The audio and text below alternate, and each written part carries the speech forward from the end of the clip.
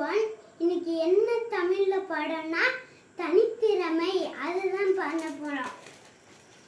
இப்போ என்னன்னா ஒரு ஊர்ல ஒரு சிங்கம் இருந்துச்சு. அந்த சிங்கம் அடுத்த ஊருக்கு கிளம்ப ரெடியா இருந்ததுனால புலிகிட்ட நீ தான் இனிமே இந்த ஊரோட ராஜா வர வரையும் அப்படின்னு சொல்லிட்டு இது பண்ணிச்சான்.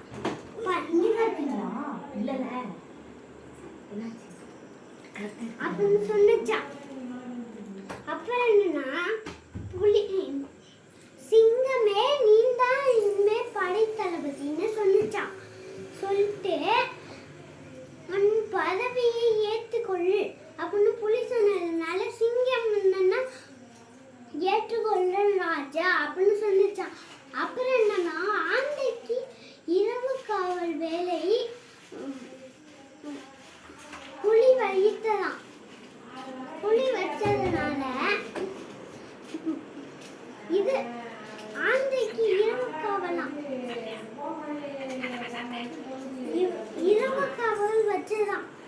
அப்புறம் என்னன்னா கழுதையே உனக்கு உரிய வேலை என்னன்னு நான் கண்டுபிடிக்கணும்னு சொன்னிச்சான். அதுக்கு என்னன்னா கரடி வந்து அது ஒரு முட்டாள், எந்த வேலைக்கும் உருப்படாது அப்படின்னு சொன்னிச்சான். அப்புறம் முயலும் அப்படிதான், ஆமையும் அப்படி. ஆமையின் அது மிகவும் போயிட்டோம். முயல் என்னன்னா வேகமாக ஓடும், எல்லாத்தையும் வேகமாக பண்ணி முடித்து விட்டு போயிடும் அப்படின்னு சொன்னான். அப்புறம் என்னன்னா கழுதைக்கு பாதுகாப்பு வேலை. யாராவது இப்ப நம்ம ஊருக்குள்ள யாராவது நம்ம சண்டை போடுறவங்க வந்தாங்கன்னா ஆன்னு கத்தும்.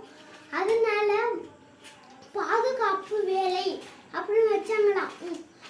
முயலுக்கு என்னன்னா அவசர சேகரிக்கவே வேலை, பொருட்கள் சேகரிக்க வேலை அப்படின்னு வச்சான்.